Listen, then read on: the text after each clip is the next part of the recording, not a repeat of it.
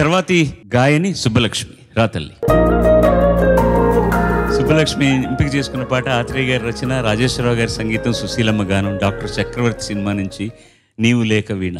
అన్నీ ముత్యాల లాంటి పాటలు, రత్నాల లాంటి పాటలు.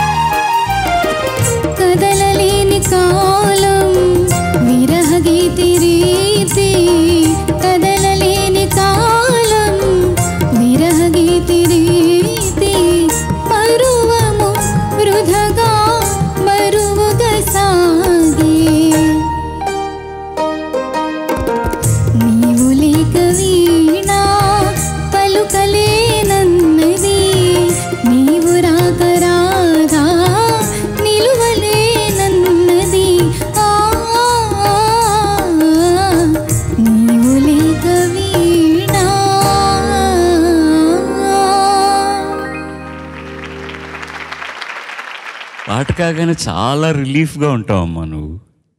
వస్తున్నప్పుడు మాత్రం చాలా టెన్షన్. పాట అయిపోయి అబ్బా ఎగ్జామ్ కాగానే పుస్తకాలు అవతల పడేస్తాను చూడు, అలా చాలా రిలీఫ్ వచ్చేసి ధన్యవాదాలు అబ్బా అయిపోయింది ఇంకేదైతే ఏంటి నాకు అన్నట్టు. ఇదమిద్దంగా ఏమి తప్పులేం లేవు తల్లి నువ్వు పాడిన దాంట్లో. జనరల్గా ఒక ఫ్లోలో వెళ్తున్నప్పుడు కాస్త శృతి షార్ప్ అయినట్టుగా అనిపిస్తుంది. పాగమపగా సరిగా అది కాస్త అటు ఇటుగా, అది ఒక ఉదాహరణకు అక్కడక్కడ అలా ఉంది తప్ప. తర్వాత ఒక సంగతి ఏదో నాకు అనుమానం. కలలనైన నిన్ను నిదురరాని నాకు కలలు కూడా రావే కదలలేని కాలం విరహ గీతి రీతి. సెకండ్ టైం సంగతి ఏంటి? కదలలేని కాలం. అలా ఉందా? కదలలేని కాలం కదలలేని కాలం. ఇది చిన్న తేడా అనిపించింది నాకు. ఇవన్నీ ఎంత ఎంత గుర్తుండిపోయాయి అందరికీ కూడాను. అలా బ్యాక్గ్రౌండ్ స్కోర్ దగ్గర నుంచి అంతా కూడా అలా జ్ఞాపకం ఉండిపోయాయి అన్నమాట. అంతే తప్ప అదర్వైజ్ బాగుందమ్మా. కొంచెం ఇన్వాల్వ్మెంట్ కావాలి. ఇప్పుడు ఎంజాయ్ చేస్తూ పాడండి. మీరు మీ పిల్లలతో కూర్చొని అల్లరి చేస్తూ జోకులు వేస్తే ఎలా పాడతారు అలాగా, అది కావాలి. ఆ ఇన్వాల్వ్మెంట్ లేకపోతే టెన్షన్లో మనకు తెలియకుండా తప్పులు జరిగిపోతాయి. వెళ్ళరా అక్కయ్య. చెప్పన ప్రేమ మిలేనియం సాంగ్స్తో మేము ముందుకు రాబోతున్నాం.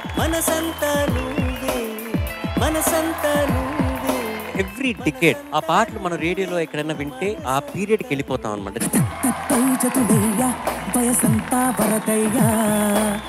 ఈరోజు నువ్వు పాడలా, నీ ఆత్మవిశ్వాసమే అద్భుతంగా పాడింది. త్వరగా నవపేలిగా శివతాండవం చేయనా. ఈ మిలీనియం సంవత్సరంలో మాత్రమే నేను కంప్లీట్ జీరోకి వెళ్ళిపోయాను. ఎందువల్ల? కేవలం మణిశర్మ గారు, ఇంకొక ప్రపంచం ఆర్పి పట్నాయక్.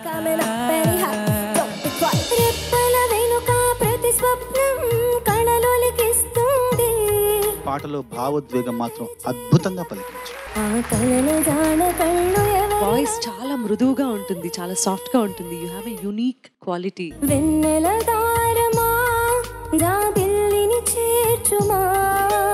ఈ పాటలో ఇంతవరకు నేను వినని ఇంప్రొవైజేషన్స్ ఇవన్నీ. పాటల పల్లకివై ఊరేగే చిరుగాలి, ఆ ఇంటి గట్టు నేనడిగా, చిరుగాలి నాపి నేనడిగా, ఒక అద్భుతం అని అనాలనిపించింది కానీ అనలేకపోయాను. ఆకాశానడిగా బదులే లేదు. జస్ట్ ఫోకస్ ఆన్ శృతి నాన్న, చాలా చాలా ఇంపార్టెంట్. ఆ కామాక్షి పరదేవత అలా నడుచుకుంటూ వస్తుంటే మహాపెరియావ స్వామివారికి ఆవిడ గజ్జల్ చెప్పులు వినిపించాయట. నువ్వు బాగా ప్లాన్ వేసావు అబ్బాయి. ఏంటిది? ప్లాన్ వేస్తున్నది కార్తికేయ కాదు, శ్రీధృతి ఒక ప్లాన్లో ఉంది, నాకు అర్థమైంది. నువ్వు అబ్జర్వ్ చేయడమే పనిగా పెట్టున్నావు కదా అందరినీ. రూపం ఉడికే కోపం, మీకు ఇంతవరకు చెప్పని మాట ఇంకా సాధన చేయాలి ఈ పాట విషయం. కాంచనాల జిలుగు పచ్చ బట్ ఇందులో వాయిస్ మెచ్యూరిటీ బాగా పెరిగిందని అనిపించింది. సఖియా అది యాడ్ చేసావు, అది నీ ఇంప్రొవైజేషన్ కదా.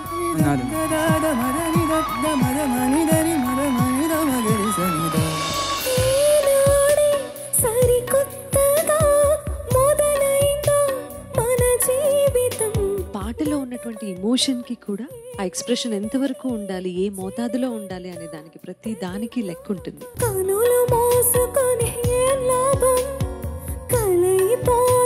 నిజంగా మేము కళ్ళు అప్పగించి చూసేలా పాడాం. సునీత గారు ఇచ్చిన బిల్డప్కి నేను ఏమనుకున్నానంటే, ఇది నీ టాలెంట్కి పరీక్ష.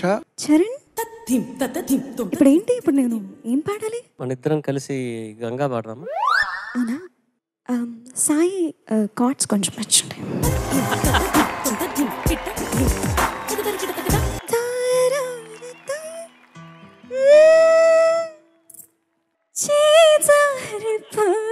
ఓ, అన్ని గ్యాప్లు ఇస్తానా?